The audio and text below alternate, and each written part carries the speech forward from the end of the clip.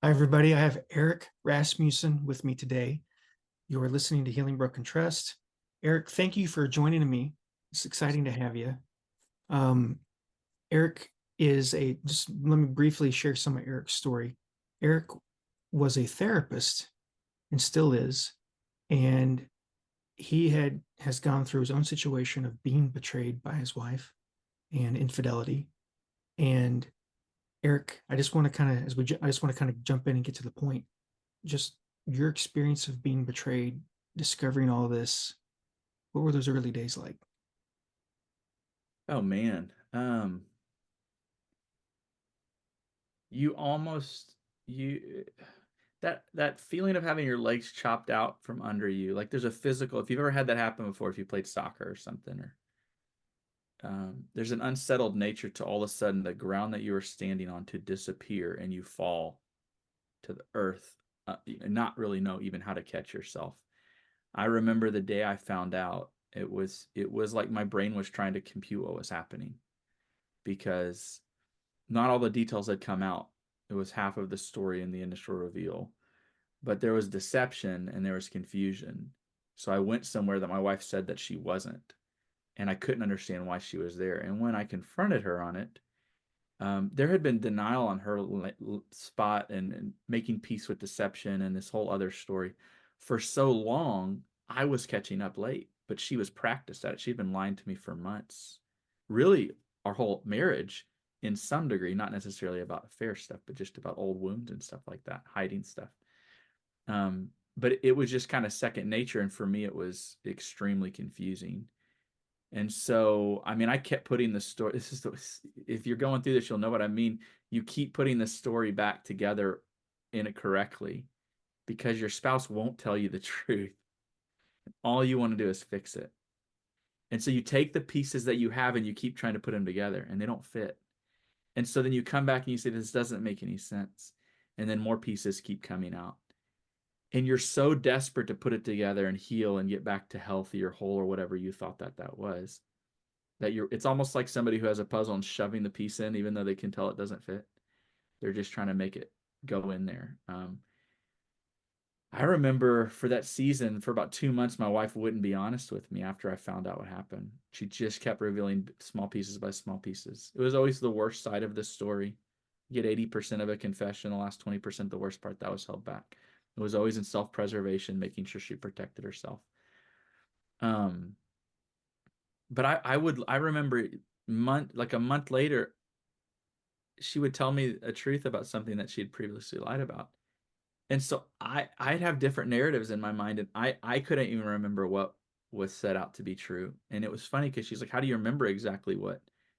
Because she was trying to figure out what was she had said and what she had been dishonest about. And I said, "I don't have different stories.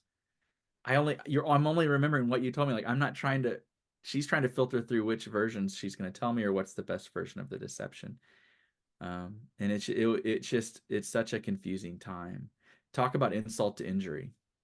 So that having your legs knocked out from under you, that sense of betrayal, your whole life gets turned upside down. The one person in life that was never supposed to hurt you, the one person. Go through life, people hurt you all the time. People betray you. You lose friendships, you gain friendships, you lose business partners, you that kind of thing. But then there's this person who's got your back, and you trust that. And then for that to come out that they've betrayed you in the worst way that they could, um, it's just a pain that I've never known before. But after that, to continue to be lied to, and all you're trying to do is repair, you can walk away. You can bail at that point. You can say, peace. You've done what you shouldn't have done. I'm done with you. You're fighting to make it work. And then to continue, it's like somebody slapping you in the face over and over and over.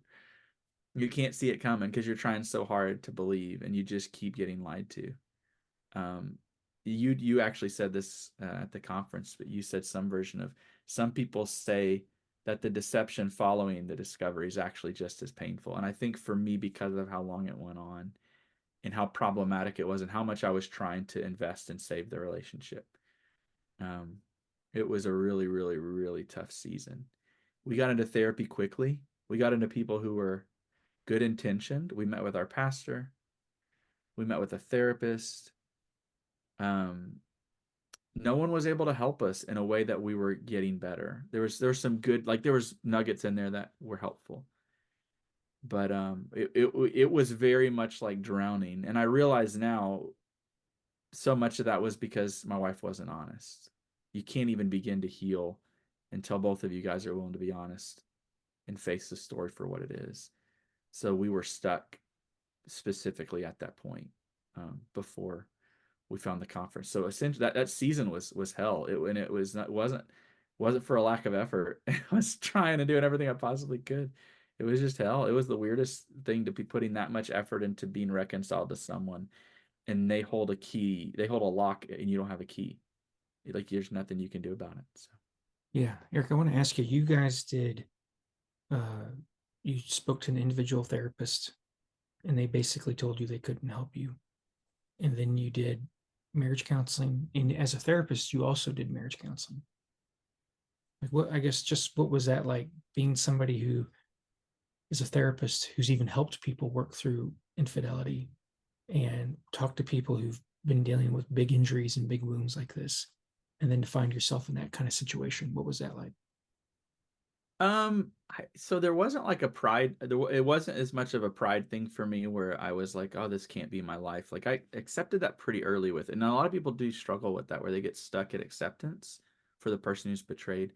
I've had other things in my life that didn't go my way, and it was just some part of me that was able to say fairly quickly, like, hey, this is the story, so get on board, or like, um, but yeah, it was hard because the therapist that we were working with wasn't a bad person. They were even, I would say, very well educated. But unfortunately, affair recovery is an extremely difficult arena, and most therapists aren't equipped. I don't think, I've never even heard of a program in a graduate school. I'm sure there is somewhere, but not at mine. I haven't heard about others where they do a specific course on affair recovery. So you take what's essentially the hardest thing to recover from for a marriage, and then you have people who have good intentions and are trained in like tangential areas like trauma work or betrayal. But the specific work of how that recovery works seems to be a big blind spot. And so, we actually found the podcast, the Healing Broken Trust podcast. I had a friend who had been through it, something similar, and had told me about it. And that was like drinking. For the first time, it felt like we were getting somewhere with understanding what had gone on. Now, it was all still super blurry. That was one of those times, a joke, because we listened to the podcast on limerence. My wife was extremely limerent. She hit nearly every checkpoint for it. And we listened to that, and she goes, yeah, I don't think that's me. So we're trying to understand what's going on.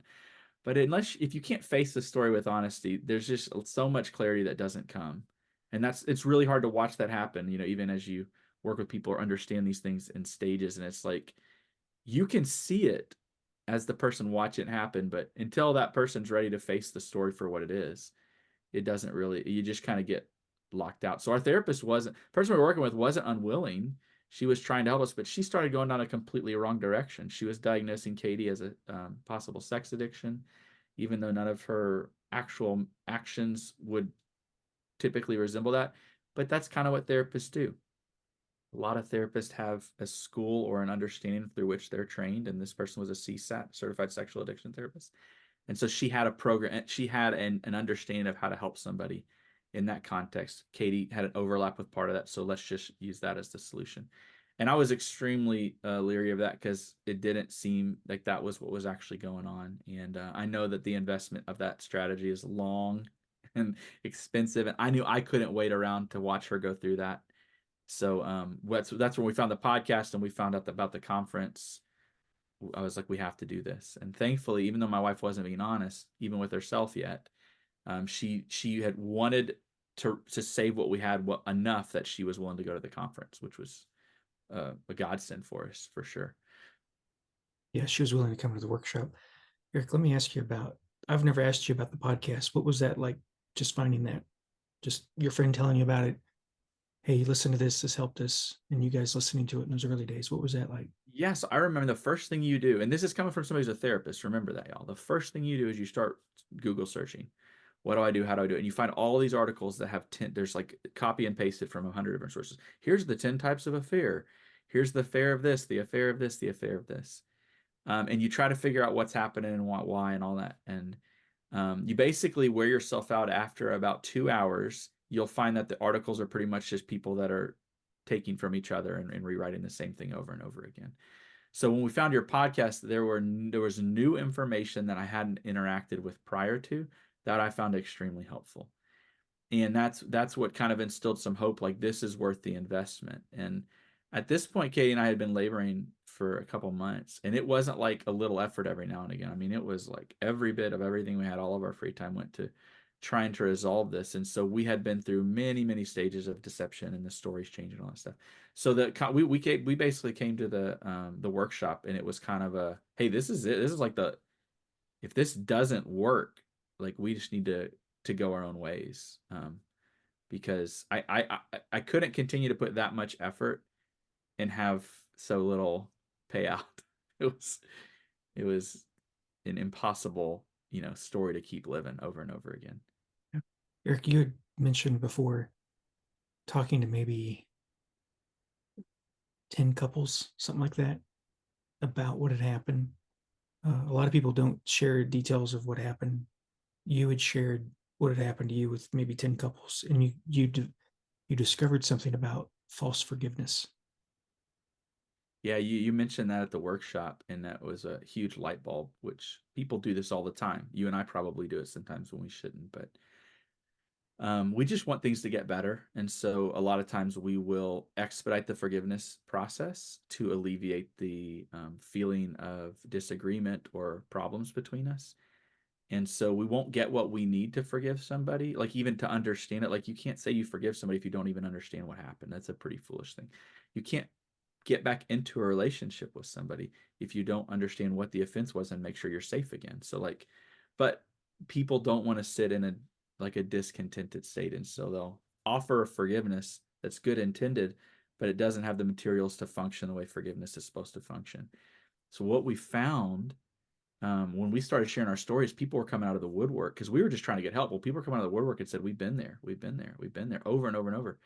We had about 10 different couples, and I think all but two had used a version of false forgiveness. It's too hard to deal with, but we don't want to split up. So let's just agree to play nice and to make the best of this and move on and move forward. And so what happened is through our sharing we had two different couples that, actually there's three now, I say, that they started fighting again because they weren't actually resolved, but they had put that kind of false band-aid over it. So the injury was still there. And so our story had enough overlap with theirs that they were trying to help us, and they eventually were like, we can't talk to you guys anymore. Not because we don't want to, not because we don't love you, but like it's causing us problems. Like false forgiveness doesn't allow you to bring it back up or to deal with it, or it forces a quick and a quick burying of it that doesn't actually resolve anything. And so people who practice false forgiveness, this is the worst part, they'll just continue to live in some version of the trauma of the affair for the rest of their lives. Things will trigger them 30 years later. So false forgiveness, and I don't have that.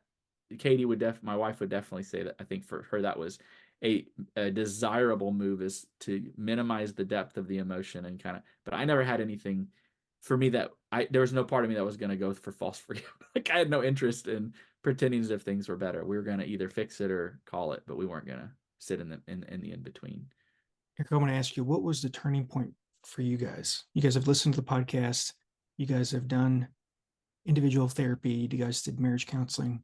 What was the real turning point for you guys? I didn't appreciate it at the time because I thought I always had given her this. Was her believing that I could love her no matter what. Um, so she grew up believing that she wasn't good enough. Deep down, it wasn't like a super on the top level recognition. Certainly never something she never, not something she ever told me. But whenever we got married, she carried that belief into our marriage. So I never had this thought process that like she's not good enough or I don't. Um, but she believed that about herself, and then I didn't realize that she was still carrying that. So there was this self-present. She was protecting herself essentially. One of the exercises we did at the workshop, I was actually surprised by it, but it was kind of the question of, if I could go back and do it all over again, would I still choose you? And I was able to tell her, yeah, with genuineness. Like it was, I truly I truly would choose her. I'd do it again today in a heartbeat. Like, I love her. I believe in her.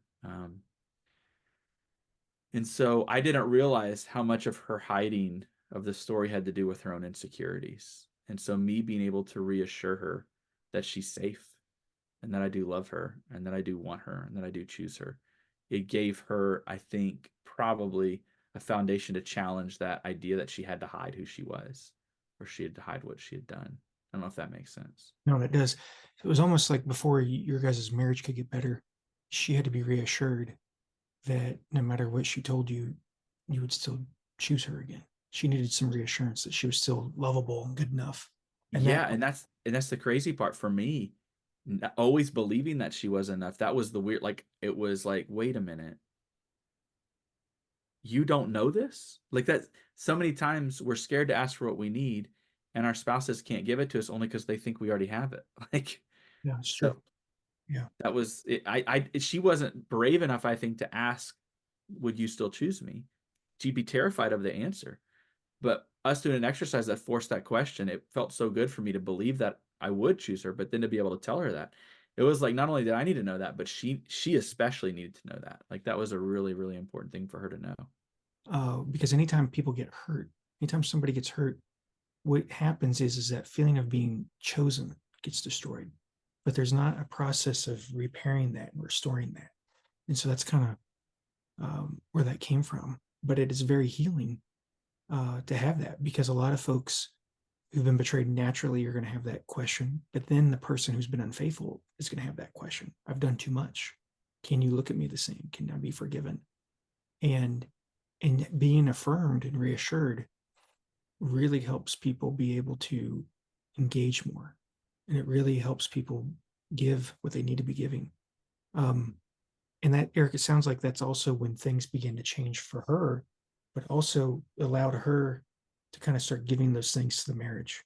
Like she knew you would choose her again and still accepted her and loved her in spite of the normal chaos that we feel after being betrayed, like the anger, the confusion, the questions, like her knowing that in spite of Eric being so destroyed, he would still choose me. And then that allowed her to engage and and to begin to be that healer that we need. Yeah, and that terminology which we use now is that proximity seeking. So we really, I don't think we'd practiced that in earnest prior to. Maybe a little more on her side, but that's just the proximity seeking is like, I'm going to practice total and complete vulnerability with you, and I'm going to trust that you'll take care of me. I'm going to share the things that I haven't figured out with you yet. Most of the time we're comfortable sharing difficult things once we process through and we've come to the answer, but it's especially in the spot where we don't know what to say or we don't know what to do, or actually struggling with stuff ourselves. We're like, I don't want to do this, but I'm struggling with it. Like, it's that space where we get to talk through it. And it was that, story you've heard many times, but watching that TV show and her coming to me and saying, I'm struggling with this. Like, it's that exact space that she needed. She needed to know that she was safe so that she could practice proximity seeking, essentially. Yeah, she And became, her practicing proximity seeking with me made me feel safe to practice it back with her. So yeah, it's a very reciprocal reality. I was holding back because I was scared. She was holding back because she didn't think I would love her. And it's like, once these pieces start to come into play, then she starts reinvesting with the general fear, things that are problematic, but she's honest. And then I can meet her in a very similar spot. And so, absolutely. yeah. Yeah, she was able to be vulnerable, let her guard down, come to you, and and that created a positive cycle where she's being honest and transparent with feelings and emotions, which restores, helps your trust. But at the And then same time, I meet yeah, her similar. yeah, you're able to meet her and accept her. Like it creates a positive cycle. That's important. So, Eric, a common question that people have is the podcast has been amazing. I've loved it. It's helped me so much. And now I'm hearing Brad talk about this workshop. Why should I do the workshop when the podcast has been great? I'd liken it, the podcast is probably like an elementary education. It really gives you a foundation for understanding. And the workshop takes everything to a deeper level. So if you're talking about something in the podcast, you talk about it in a more expansive way that creates more understanding and opportunity for action. There's things that not even are covered in the podcast where the conference takes you specifically into doing some trauma work as well as doing practical work towards one another. And maybe the most valuable reality to it is a lot of people, and I'd say the majority of them, end up listening to the podcast by themselves, and they'll send those to their spouse in hopes that they'll listen to them. And it's almost like you're toying with what recovery might look like. But when you get to the workshop and you guys are both there and present, and you're doing nothing but focusing and working on this for 3 days together, the potential for a genuine restart towards healing is so different than a learning journey when you're driving in your car. This would be like the middle school, high school, whatever that second level. And what it does is it basically launches you to the point that when you leave, there's no questions left about what to do. There's no pieces where it goes, well, I don't understand this. Everything is laid out with such clarity, and you even get this roadmap of what to do. Now, the work still comes beyond that, but it gives you all of the pieces to step into that in full. And really, what the workshop offers is the accountability for both people to be together on this journey, which is a lot different than what the podcast typically does. Eric, a crazy thing about you is that you now work for us, and you also Yeah. host workshops. And so that's incredible. Like, you were a therapist who had gone through this. You've been a marriage counselor and unfortunately went through this yourself. And now you're somebody who has walked in the shoes of our own listeners on the podcast. And now you help people who've been betrayed, and help couples and people who've been unfaithful. You just want to kind of say something about that? Yeah. I think it's a bit of a unicorn scenario. And this isn't meant to it's not an ego thing. It's just a reality. So most people, when they go through a fair recovery, they keep it very close to the chest. And once, if they make it to the recovered part, which is kind of what you're hoping for, they just don't ever want to think about it or deal with it again. It's true. And Katie and I, both of us feel very strongly this was a completely terrifying and terrible season. Understanding why it happened was incredibly enlightening to us. We see the whole world differently now. Understanding our trauma, our injuries, and then how they contributed to our lives, both of us. It feels like a story that it has to be told. And so then you look at my training prior to, and understand, it's like, so it was like everything was set up so that I can help other people. And I made this comment to you earlier. You were like a shepherd for us. We needed someone who would believe that recovery was possible and then help us along the way. And now I get to do that. Like, that's my job. I get to help people because I've walked through, this is a unicorn part. Because I've walked through it, the understanding, the depth of that is just at a different kind of understanding than like someone who's studied it and read a book about it or something. And so it's a story I wish I never had to go through, but it certainly brings a whole lot of meaning to it. And so, like, every day I wake up and I sit down with people, and we do trauma work, and we do coaching and some talk therapy to help people work through and find hope and find restoration and find healing. And it's so amazing to watch couples genuinely find that. It's not just, I think some people get discouraged, and it's like, well, you say all this, but then no one can do it. It's like, hey, I'm living proof. Like, my wife and I both put that effort in there, and we both fought like hell to save our marriage, and we have a great marriage. And we are willing to help our story or share our story in hopes that it can help other people. And the crazy part is, and our story so well, like, there's so much overlap between most adultery stories. And so our story has so much overlap. When we share our story, almost everybody goes, oh my gosh, that's just like us in this regard. And there's never the same, but there's always so much overlap. People don't do bad things from healthy places. So, like, understanding the injury part, understanding where this comes from, it's just, and it's so relieving for people, because they can go, oh, I'm not a bad person. I made some mistakes because I've had hurts.